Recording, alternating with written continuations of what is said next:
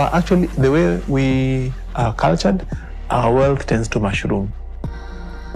You get, eh? And lead a life of your own. Don't live a life of Tom, Jackie, Kendi. And that's exactly what it is. If your vision is money is what will satisfy you, you're setting yourself up for 40, 50 years of misery.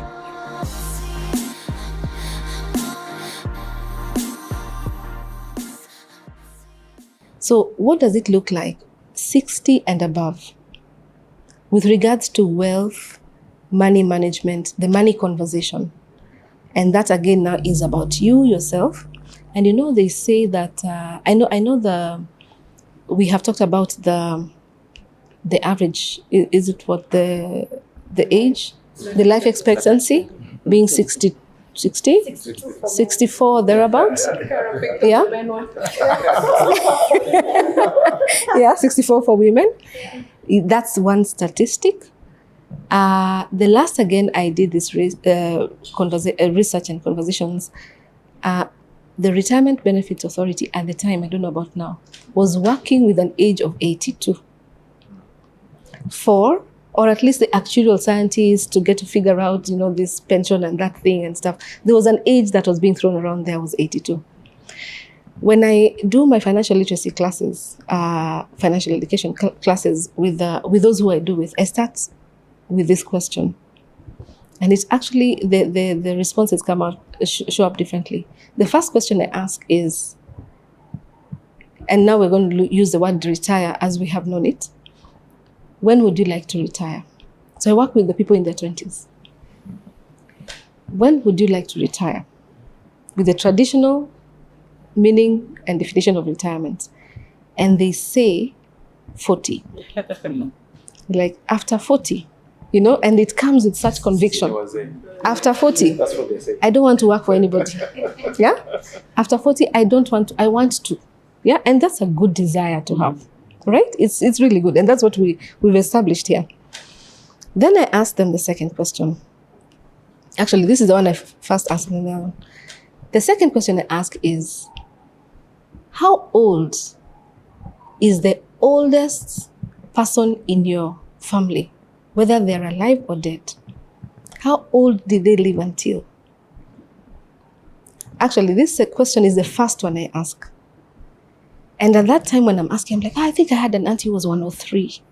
A great-grandmother who was 103. Oh, my grandmother was 97. Because they're young. Those are now their great and grandmothers, right?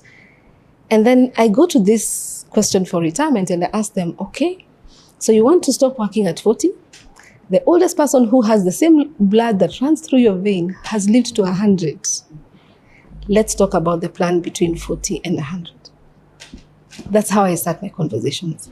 And then they realize, oh my, because as long as you wake up in the morning and open your eyes, there's a bill that is attributed to you, whether you're the one who's paying it or somebody else. So what's the plan? Now, let's talk about the 60s and above. What can be done? What do we do? I've interacted with people in their 60s. And you know, this word that is used, retirement, is such a burden, I think. I think it's an unnecessary burden because they are agile, they are smart, they have a lot of experience, they can produce. But just that action of step aside, you know, you've crossed that age, kind of labels them differently, or maybe they label themselves differently. Let's spend some time on that discussion. You know, in your 60s, you're actually at the place of you're reaping decisions you made, huh? And so at that point, it's very easy, like you say. I mean, you talked about our average expectancy, life expectancy, 63. I don't think it's actually 63 for the people watching this program because of the level of medical care you can afford. I mean, you're more educated than the general population. So I'm assuming it will be higher, and it might be that 83, you know? But the problem is, if you did not plan ahead, then it's going to be an agonizing 20 years, or from the time you retire till you get to that place. So I feel like there's some decisions that need to have been made. And one of them is, I think Pius alluded to it earlier, I love the 40-year-old retiree. Yeah. Retire early. And retire doesn't mean quit your job. Yeah. It means start working for the thing that you always loved. If money was not your object today, what would you wake up to do? And I can only tell you, waking up to go to a club, waking up to go to sit in the golf club and play a round of golf, it will get really old really quickly. I can tell you, if it's having 12 cars in the garage, by the time a year is finished, you will be dead. You know, I remember once taking my wife to a cruise, and I'd always dreamt of taking her. When we were young, we got married in our 20s, we were so broke. I just told her, don't worry, one day you've married potential, you know? one day, because you've trusted me and married a broker. So when I could afford, I took her on a cruise, you know? And I mean, it was a fantastic thing, the big boats. I mean, it's what you see in the movies, huh? The first day, you're so amazed. I mean, it's 11 floors of just luxury. The second day, you're really enjoying it. By day 3, your stomach is telling you, hey, I can't eat this food anymore. Yeah. By day 4, you're just thinking, I just need some ugali. I need this boat to finish so I can go home. You're finished. Yeah. And that's exactly what it is. If your vision is money is what will satisfy you, you're setting yourself up for 40, 50 years of misery when you get to that goal. So the key thing is, while you're still young, the picture that Pius said earlier, determine what it is you would do. For some of us, maybe your passion is women and empowering women, the girl child, and providing paths so that girls can be educated. Start doing it when you're still employed. Because you know what's going to happen? You retire, and you still have a life. In fact, your relevance will even increase at that point. Because now there are people you've been inspiring who are part of this thing, and there's a bigger thing you're living for. So that thing of waiting until you're 55, and then you start getting into seminars to teach you how to run a matatu business, that is just, it's really setting yourself up for failure. So I feel like the purpose journey begins, and that's a season when you have the most wisdom. Actually, you should be the most relevant. One of my friends told me that he works for one of the most well-paid international organizations that operates in this country. And told me they did a research globally, not just for Kenya. And they found out the top senior officials who retire from that organization die within 7 years. 7. I mean, the ones who work in Kenya are probably among the most highest wage employees in this country and in this continent. He said 7 years and they die. Why is that? It's not lack of money. It's lack of purpose. Maybe let me just say this. I'm in that age myself. At a beyond, I've even passed what he said that the average age for women in Kenya. Yeah. But what I said is what I said from the beginning. There is need to plan. And I like the people who are talking of 40. So that they ask, to get to that age now, what do you need to put in place to ensure that you retire to 40 and very comfortably, because you still have your needs. Maybe your children, yourself also, and also your parents. And the most important thing is that someday you reach a point whereby whatever you are doing, you're not doing it for money. You want to live your life for others. Live your life for others and the impact. Like I can give an example. The time I wanted to retire, one day I was just preparing. People ask, are you leaving? Telling them the way I came through this door, the way I go out, or not to anybody. Because I don't want that thing that you are retiring, you are leaving. And something I also said, I told the person who was in charge of HR, please ensure you don't call me for those retirement seminars. If I wasn't given the day I was employed, I don't need it now. Yeah. Because I've seen what is happening to people. So you need to ensure that your goals are in place. And lead a life of your own. Don't live a life of Tom, Jackie, Kendi, Pastor here, Wanjau here. You live your own life. Yeah. Set your own goals and know how you want to manage them. Yeah. And by the time I was leaving, I was saying, I don't want to have any loan allowed me. I want to be free. By the time I was just about to leave, somebody came, no, we are giving you 1 more year because what you have started is very important, it must continue. Then I said, after all, let me do it.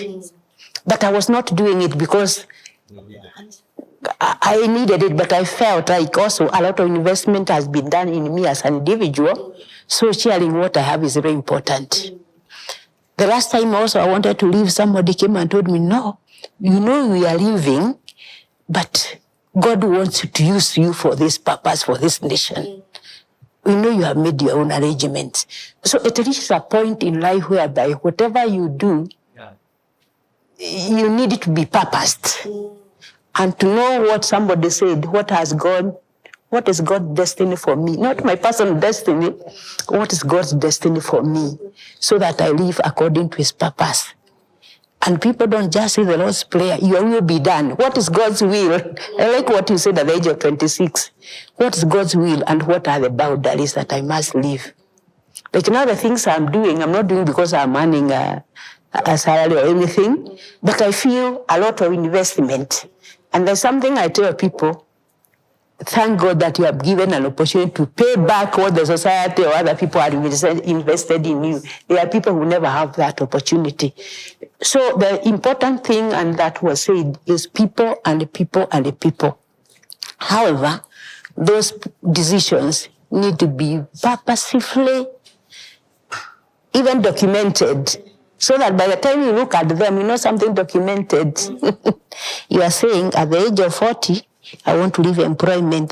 Then what must I do now at this age to live at 40 and do what I like most, rather than being a slave? So it is important you can still do your work. You can still give to the society, but purposeful, but not even for yourself. You are living for the other people. I have somebody who tells me, a cousin of mine, he has been my mentor. A life lived for other people is well lived. It's very important, meaning that you're impacting on other people. So what is important in this area is we must appreciate one thing, like nobody will be able to support you.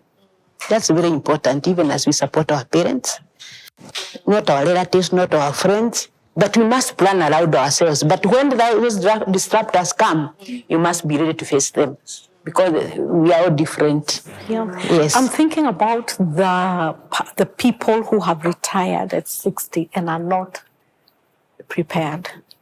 And I'm not even talking about people who were not earning a lot of money. There are times when you're so busy in your career, you have climbed that career, you're doing very well. But at the time of retirement, you actually are poor. You end up poor. And it wasn't because of lack of income. And I remember, I think, us being told to our horror, I mean, we were really surprised, because these are people who had really big jobs. Yet, I think at the end of the month, after they had paid their expenses, they had 20,000 to live on. And it was really crazy. So I think at this point, I'll just talk about being humble and actually seeing a wealth advisor. Because I'm sure there are things that you have accumulated. There are things that you have done, even if it's a land here and there. It could even be that house, because this couple had an amazing house that they had built, which they were not willing to sell. Because it was, that dream house that you built. So they are house rich, but cash poor. And at that age, I don't think you can afford to be cash poor, because you have bills, medical bills, you have things that are going on at that time. So I think there are some decisions that you'd have to make that they can be painful, but I think, seeing a wealth advisor is just the best thing that can happen, just in case you find yourself in that situation where, you have lived your life, you are not financially literate, and you find yourself in a difficult. I think what we're saying is that there's hope. Just go see a wealth advisor. Like the way there's this, we're being cultured into a lifestyle of go for annual medical checkups. I think we also need to start a culture of going for annual financial checkups. So that you know where you stand. You don't have to discover this when you're 60 or 55 and Pius, what should I do? And I always tell people, as long as you're alive, you still have a chance. You can start late and really accelerate and do very, very well. In fact, I've never really seen an individual, whether they are very wealthy, especially the very wealthy, who accumulated their wealth in an organized fashion. They always need a lot of help. You get actually the way we are cultured, our wealth tends to mushroom. You get I have this here, I have this there, I have this here. Everything, even the where they succeeded, it was really by luck. Just being in the right place, right time, with the right people. But in terms of managing the wealth, it's totally off. I want to, before I get to the 50 to 60, to above 60, is the 40 to 50. Okay. I wanted to touch on that. Wow, what an amazing conversation here today. And so much more is going to follow in the month of April. So, see you all in the month of April at the Financial Literacy Summit.